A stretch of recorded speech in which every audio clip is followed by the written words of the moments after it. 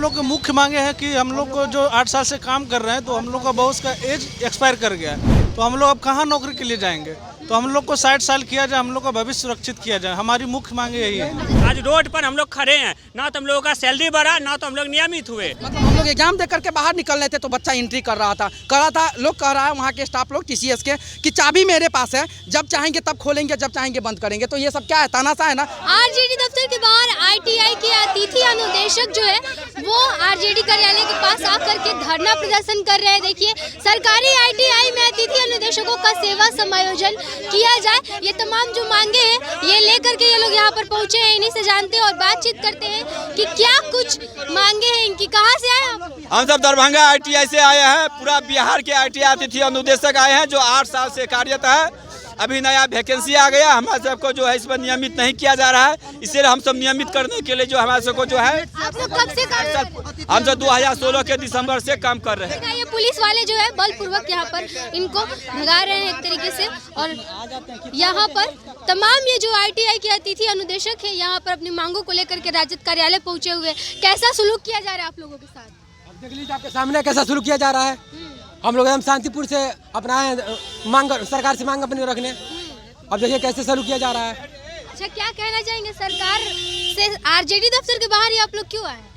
सरकार के मैनिफेस्टो में दिए थे अतिथि अनुदेशकों को 6 महीने के अंदर आप लोग का भविष्य सुरक्षित करेंगे। अभी तक कोई सुरक्षित नहीं किया है और हम लोग को बाहर का रास्ता धीरे धीरे रोड पर ला रहे हैं। क्या क्या मुख्य मांगे हैं आप लोगों की जो लेकर के हम लोग की मुख्य मांगे हैं कि हम लोग को जो 8 साल से काम कर रहे हैं तो हम लोग का बहुत का एज एक्सपायर कर गया है, तो हम लोग अब कहाँ नौकरी के लिए जाएंगे। तो हम लोग को 60 साल किया जाए, हम लोग का भविष्य सुरक्षित किया जाए, हमारी मुख्य मांगे यही है। अच्छा, जब ज्वाइनिंग हुआ तो कहा गया था कि सिर्फ 8 साल ही आप लोग को रखा जाए। नहीं, ऐसा कुछ नहीं था, उसमें कोई टाइम बाउंड नहीं था, कोई टाइम बाउंड नहीं था। तो हम लोग अपना भविष्य के लिए 8 साल बाद आप लोग को कैसे वो उनका कहना है कि हम लोग रेगुलर वैकेंसी ले रहे हैं और ले लिए हैं, एग्जाम भी ले लिए हैं, लेकिन हम लोग अगर वो जो जिस अनुसार नियमावली बनाए वो नियमावली के अनुसार हम लोग कोई भी नहीं आ पाएंगे जितने भी हम लोग कार्यरत हैं। अच्छा, तो आप लोग का कहना है कि आप लोगों ने 8 साल सेवा दिया है, अब इसके बाद आप लोग कहाँ जाए? तेजस्वी के मैनिफेस्टो में देखिए मैम, तेजस्वी का जो मैनिफेस्टो है इसमें साफ लिखे थे कि सरकार बनने के 10 महीने, सरकार बनने के 6 महीने के अंदर अतिथि अनुदेशक का जो है वास्तविक मुद्दों को समाधान किया जाएगा। हम लोगों को नियमित करना होगा 60 साल के लिए। हम लोगों को 8 साल से हम लोग, ये तेजस्वी जी का मैनिफेस्टो है। जब उनकी सरकार बनने वाली थी, वह सरकार बनने के पहले उन्होंने अपना मैनिफेस्टो निकाला था और मैनिफेस्टो में उन्होंने जिक्र किया था सरकार बनने के 6 महीने के अंदर हम अतिथि अनुदेशक को परमानेंट कर देंगे, रेगुलर कर देंगे। और सरकार बनने के 2 साल हो गए और अभी तक अतिथि अनुदेशक पर इनका जरा सा भी ध्यान नहीं है। ना तो हम लोग का सैलरी बढ़ाया गया और वही 19,800 में हम लोग 8 साल से काम करते जा रहे हैं। 8 साल से 7 घंटा कंटिन्यू हम लोगों को काम करवाया जा रहा है। 10 बजे से 5 बजे तक हम लोग क्या एग्जाम का तैयारी कर पाएंगे?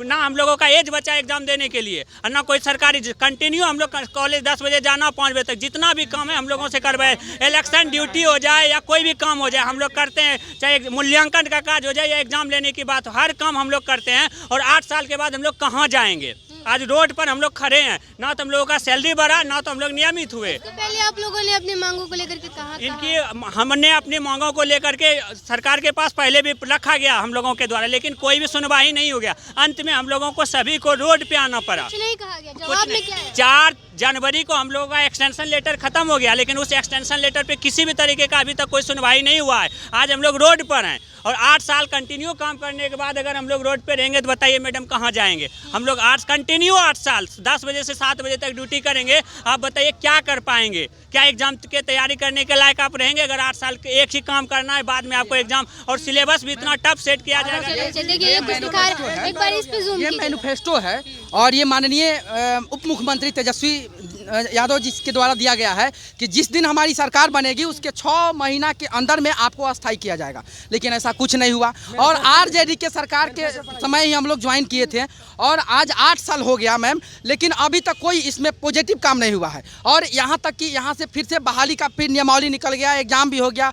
यदि आप ईडी का एग्जाम दे रहे हैं, ईडी का 2 क्वेश्चन मिलता है। यदि स्पेशलिस्ट आप मतलब पेट के डॉक्टर के पास जाते हैं, आप माथा के बारे में पूछेगा, क्या वो बताएगा? डॉक्टर नहीं बता पाएगा ना। तो ये चीज़ चीज़ यहाँ पे हुआ है, एक दिन में एक एग्जाम लेने का प्रावधान है, 2 एग्जाम ले सकते हैं एंट्रेंस का, लेकिन यहाँ 3-3 एग्जाम लिया गया है और बिल्कुल मतलब पारदर्शिता इसमें नहीं थी। मतलब हम लोग एग्जाम दे करके बाहर निकलने थे तो बच्चा एंट्री कर रहा था, लोग कह रहा है वहाँ के स्टाफ लोग TCS के कि चाबी मेरे पास है, जब चाहेंगे तब खोलेंगे, जब चाहेंगे बंद करेंगे। तो ये सब क्या है, तानाशाह है ना। हम लोग शांतिपूर्ण से भी एग्जाम दिए थे, लेकिन देखे कि इससे बहुत ये मतलब कौन से सेंटर पे ऐसा हुआ? हम लोग सदलपुर है हो गया, चाहे अब एक और था वो PM मॉल के आसपास में, और ये हमारे साथ लड़ भी लिए थे वहाँ के स्टाफ से कि आप अभी एंट्री कैसे कर रहे हैं। कह रहे हैं कि 9 बजे बंद हो जाएगा, 8 बजे बंद हो जाएगा, 10 से 11 बजे आप एंट्री करते कहाँ हैं आप इस तरह से। सबसे बड़ी मांग है कि हम लोगों के बारे में क्लियर बोला गया था कि इनको अस्थायी कर देंगे 6 महीना में, तो सबसे पहले हम लोग को अस्थायी करें। अच्छा, रोजगार के वादे तेजस्वी सरकार बोल रहे हैं कि हम पूरे कर रहे हैं, तो फिर आप लोगों का जो मैनिफेस्टो में दिया हुआ है तो क्यों पूरा नहीं किया? पता नहीं कहा नहीं पूरा किया गया। के बारे में special Manoj Jha press conference किए हुए थे,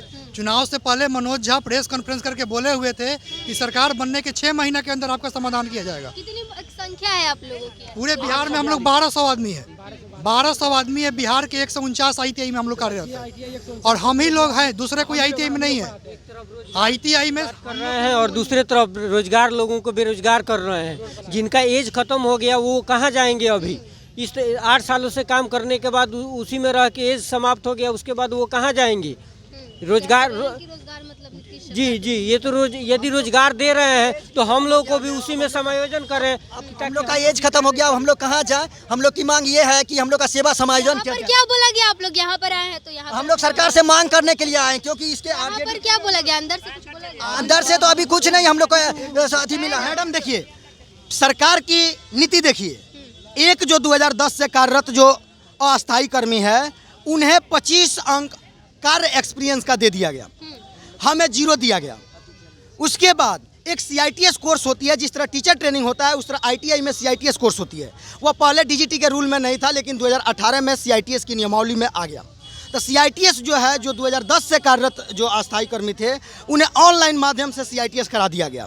लेकिन जब हमें DGT ने अप्लाई करवा ली तो हमारे डिपार्टमेंट ने CITS करने से हमें मना कर दिया, लिख के लेटर दे दिया कि ये लोग CITS नहीं कर सकते। ये सारी बातों पे सरकार ने कोई संज्ञान नहीं लिया आप लोगों की? सरकार को हमने अपने विभाग के मंत्री को भी, माननीय उप मुख्यमंत्री जी को लगातार मैंने मेल किया, उनके आप सचिव जी से भी हमने संपर्क किया।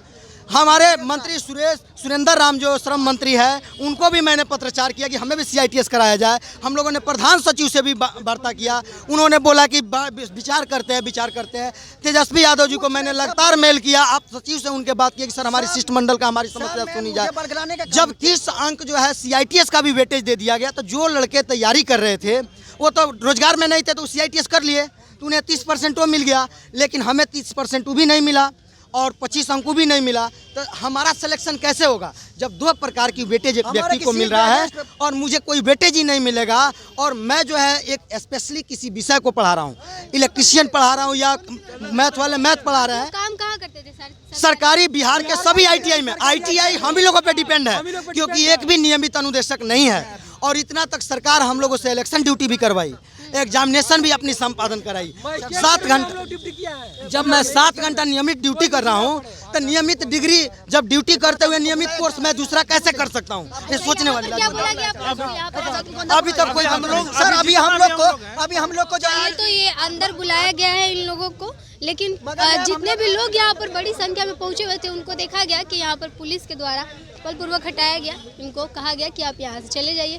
बाकी ये तमाम जो है वो सरकारी ITI में काम करने वाले अतिथि अनुदेशक हैं और इनका कहना है कि इनको परमानेंट किया जाए। 8 साल से ये लोग काम करते थे और अब जा करके जो है सरकार ने नई वैकेंसी निकाल करके नए लोगों को नियुक्त कर लिया है। और इसके बाद इनका कहना है कि अब हम लोग कहाँ जाएंगे, क्योंकि उम्र सीमा जो है वो सबकी समाप्त हो चुकी है कोई भी एग्ज़ाम देने की। और ये लोग कह रहे हैं कि हमें भी परमानेंट किया जाए, हमें सरकारी ITI में समावेश किया जाए। फिलहाल ये लोग RJD कार्यालय को घेर के रखे हुए हैं और तब ये लोग मांगे कर रहे हैं। इस पर आपकी क्या प्रतिक्रिया है हमें कमेंट बॉक्स में लिख के बताइएगा। आप देख रहे थे फर्स्ट बिहार। बहुत बहुत धन्यवाद। पनोरमा ग्रुप, जो सोचता है वो करता है।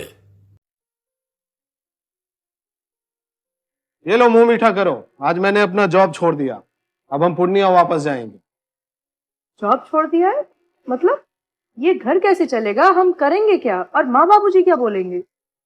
इसलिए मैं एक और मिठाई का डब्बा लाया, अपने बिजनेस के लिए लोन अप्रूव हो गया। अरे लोन अप्रूव हो गया वो तो ठीक है, लेकिन पूर्णिया में हम रहेंगे कहाँ? अपना घर भी तो नहीं है वहाँ। इसलिए तो एक और मिठाई का डब्बा अलग से लाया हूं। हमने पूर्णिया में घर ले लिया है, पूर्णिया के ई होम्स पैनोरमा में। पूर्णिया में पैनोरमा ग्रुप लेकर आए हैं ई होम्स पैनोरमा, बड़ा घर, आलीशान जिंदगी और अत्याधुनिक सुविधाओं के संग। अरे अरे, अब क्यों मुंह मीठा करवा रही हो? क्योंकि हम घर वापसी जो कर रहे हैं। घर वापसी की खुशी पूर्णिया में ई होम्स पैनोरमा के संग। E homes panorama, luxurious lifestyle redefined.